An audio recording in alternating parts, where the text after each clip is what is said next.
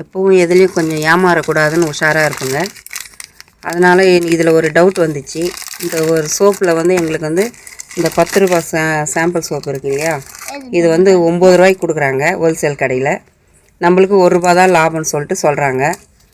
அப்படி இருக்கும்போது இது 1 ரூபா தான் லாபமா, ஒரு சோப்பில் வந்து நம்மளுக்கு 10 ரூபா சோப்பில் 1 ரூபா தான் கிடைக்குமான்னு எனக்கு ஒரு டவுட்டாக இருக்குங்க.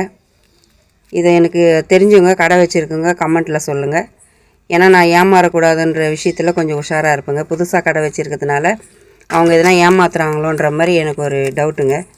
தெரிஞ்சவங்க கண்டிப்பாக கமெண்ட்டில் சொல்லுங்கள். இது பாருங்கள், எங்கள் வீட்டில் ஒரு வால் இருக்குது. இந்த வால் தான் எல்லாத்தையும் கொட்டி கடை பறிப்பு வச்சுருக்கு. இதுக்கு மேலே எல்லாத்தையும் எடுத்து க்ளீன் பண்ணி அடுக்கணுங்க. ஓகே ஃப்ரெண்ட்ஸ், பாருங்கள் 10 ரூபா சோப்புலலாம் 1 ரூபா. பெரிய சோப்புலலாம் எவ்வளோன்னு இன்னும் நான் பார்க்கலங்க. இன்றைக்கி தான் வாங்கிட்டு வந்தேன். இதுக்கு மேலே தாங்க பார்க்கணும். ஓகே ஃப்ரெண்ட்ஸ், பாய்.